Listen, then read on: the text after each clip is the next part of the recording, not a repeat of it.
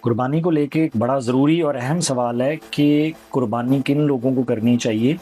یہ یاد رکھیے کہ سنت ابراہیمی ہے اور یہ ایک انتہائی ضروری سنت ہے، جس کے لیے آپ کو یہ قطعی دیکھنے کی ضرورت نہیں ہے کہ آپ کے پاس اگر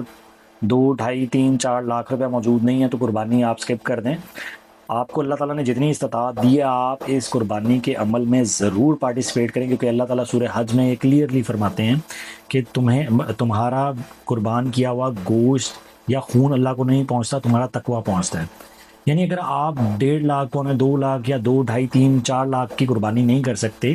تو آپ کے پاس جتنا بجٹ ہے آپ اس بات کا ضرور اطمینان رکھیں کہ آپ کو آپ کے بجٹ میں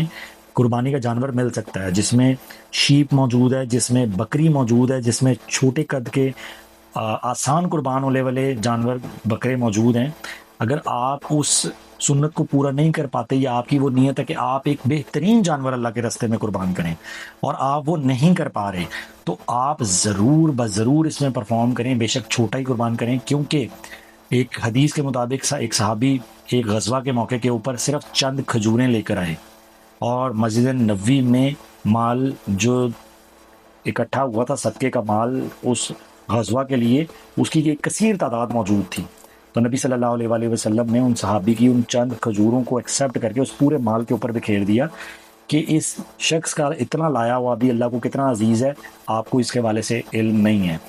تو آپ کا کم عمل بھی اللہ کو اتنا ہی زیادہ اچھا اور عزیز ہے جس کا کسی کروڑوں روپے کی قربانی کر دینے کا عمل اس شخص کے لیے اللہ کو عزیز ہے۔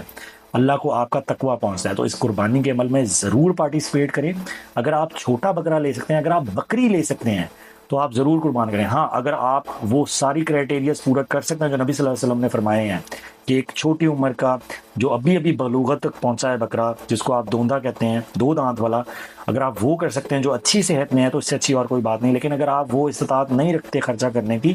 اگر آپ کے پاس کم بجٹ بھی ہے تو آپ پارٹیسپیٹ ضرور کریں اور اپنے گھر میں قربانی کو جو ہے وہ عام کریں، تاکہ آپ کی آنے والی نسل اور آپ کے بچے اس پروسیس سے ضرور گزر سکیں، اس کو دیکھ سکیں کہ ہم اپنے اللہ کے لیے اپنی جان بھی دینے کے لیے قربان کرنے کے لیے تیار ہیں۔ السلام علیکم ورحمۃ اللہ وبرکاتہ۔